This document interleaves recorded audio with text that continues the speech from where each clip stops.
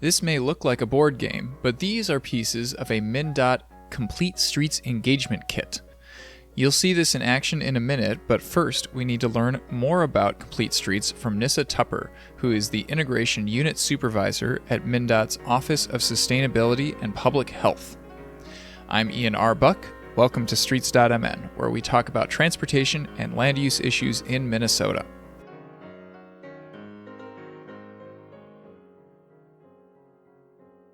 Let's jump in.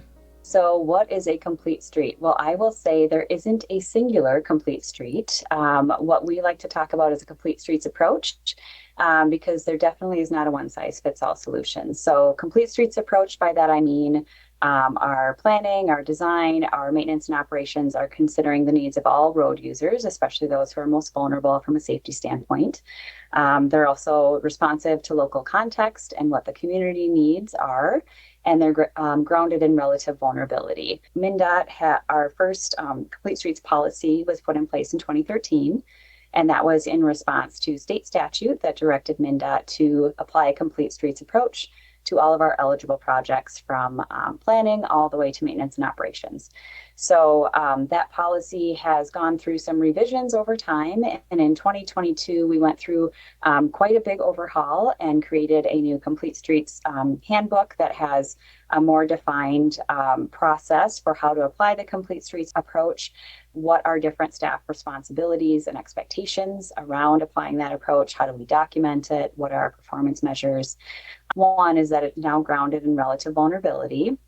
So if you think about, people walking, people biking, people taking transit are likely more vulnerable when using our transportation system than people who are driving. So by nature, they're higher in that kind of baseline hierarchy, as we like to call it, of safety needs.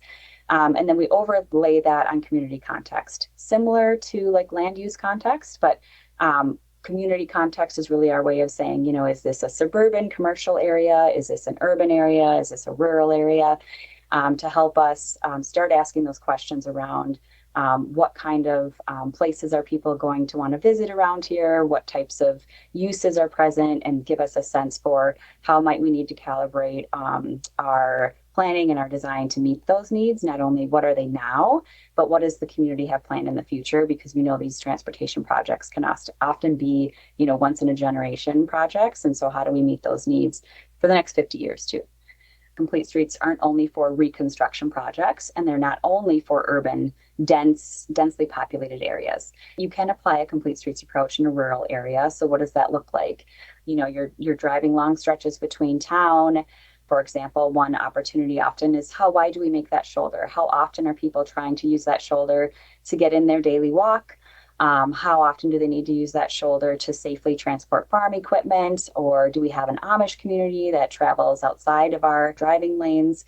Versus a lot of our highways become small town main streets outside of the metro area. And we also do have a lot of highways within the metro area that are main streets. If you think about Snelling University, thinking about that context in terms of how can design help inform safer travel by all people who are using the roadway. So it's about, we have to do that throughput in terms of managing a highway system, but we also need to be sensitive to that local context and those needs, that we shouldn't be driving 60 miles through a small town, right? Like, where might there be schools, businesses, hospitals, places where people in town either need to cross across or use that roadway, or we might want to slow down traffic to visit some of those businesses. Yeah, we have a lot of examples like this. It was an American Transportation Award in Hackensack, Minnesota. It's a very Minnesotan name, too. Yeah. A community has grown up around a highway, and the needs change. And, perhaps there weren't safe delineated spaces for people to walk.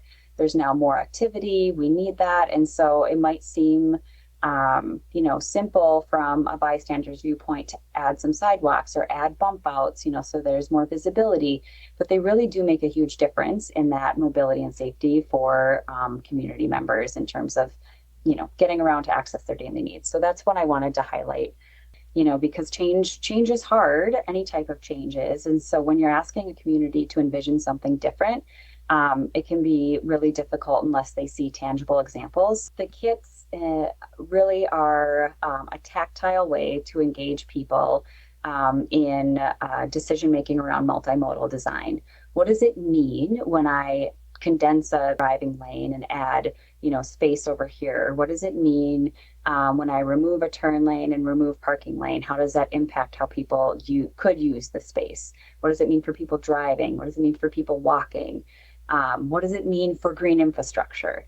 There are all these types of decisions that, are made throughout the transportation process that have trade-offs. It's really hard to conceptualize, and there's a lot of industry jargon in transportation, like many other fields. We wanted to create a more approachable way to engage people in like what that decision making is like. And I guess a nod to empathetic design, right? Like getting out of your own shoes and understanding what it might be like to be somebody else who has needs on this roadway. And what's the impact of one decision? Is it about repair of the current system? Is it about mode shift? Is it, when we're talking about safety, is it physical or psychological? What does this change mean for people of different ages or experiences or abilities? So the kits have different base maps. They're modeled kind of after Street Sense, the interactive online version where you can move pieces of a street around if you're looking at like a cross section. And so this is we have base maps of different context categories, if you will. So, here's a traditional standard width of a road in rural Minnesota. Here's a traditional width of a road in, an urban town. And then there's little game pieces, if you will, of different, 3 different zones of the street. And those different game pieces can be swapped in. They have names, descriptions, widths, this is 2 feet, this is 12 feet. So there's a walkway and bike lane zone. Those are the things that like bike lanes, sidewalks, those multi-use trails. There's the buffer zone. That's kind of the fun category of some of the more non-traditional things, like furnishing zones, ditches, rain gardens. The sometimes seen as extra, but we're hoping to see more as needed infrastructure to support walking and biking environments. And then the traveled ways, so those things more typically associated with driving. Folks can either use them in kind of a free play setting. So I've gone to like career fairs and had it out and engaged people and like, hey, do you have a, here's a project, like what's your ideal street design? Let's talk about it. And they can play around with the pieces and ask questions, to more formal trainings where we actually have a project and we're trying to figure out what that cross section should look like. And then we also have persona cards to have people put themselves in someone else's shoes. So, hey, I'm a truck driver going through here. What are my priorities? Hey, I'm a kid that likes to bike to school. What are my priorities? So that they can really engage in having a conversation about those real trade-offs that we hear. And then when we debrief, it's often like, wow, I didn't think about those things, or that was really enlightening, and I think I'm going to change my idea. And when we've had it in trainings, it's fascinating because groups all have a different design. And we'll go around the room and we have the same problem statement at the beginning, and there's a different approach to each one. So it's been pretty enlightening. So the idea actually came from one of our Complete Streets trainings.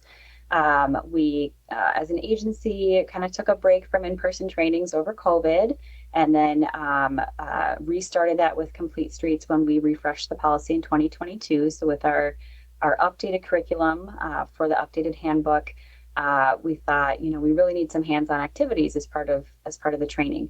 So the first version of these kits was part of that training, and we got really great feedback from staff. It was a training just for staff on the new policy and the new handbook. And some of our planners said, hey, this would be a really great engagement tool. Like, do you think you could create some versions that we could use in outreach events?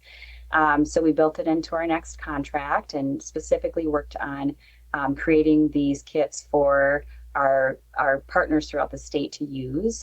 So now each MnDOT district has at least one kit that can be checked out, if you will, either for staff to use at like tabling events or engagement events, either on specific projects or just general transportation, awareness and engagement. And then we also have a number of kits in our office that can be checked out. We have had some consulting partners reach out to utilize them as well. And some local partners like local public health often get involved with like supporting complete streets. And then we still use them in our training. So we're trying to get them out there and being used, like you said, either with staff or with the public, and then gather feedback on, what kind of changes we should be making and tracking their use. So where can you expect to see them? So I will say that use of the kits is optional. They're one of many ways that our project management staff and planners and engagement folks can be engaging people. So they won't necessarily be at every project open house, for example. Metro District, I've heard that they're starting to use them for in-person meetings specific to projects during scoping, when they're starting to have those discussions about trade-offs. And then also using some for engagement a little bit earlier during like the planning phases to give people an idea of what might fit on that street or what might need to give and take there. So it does really vary in terms of when they're being used. But I would say if folks are interested in having the kits be at an event or have somebody from MnDOT, reach out to one of our staffers. We do have there's a Complete Streets webpage on the MnDOT site. Contact information is on there and certainly request that. I'm really excited that we have them as an engagement opportunity. We have some other tactile engagement kits, if you will, like Bridge in a Bag, that I think a lot of people are familiar with. They go around to classrooms. I think over time it would be great if we could scale something like this for broader use. So it depends on capacity, depends on interest.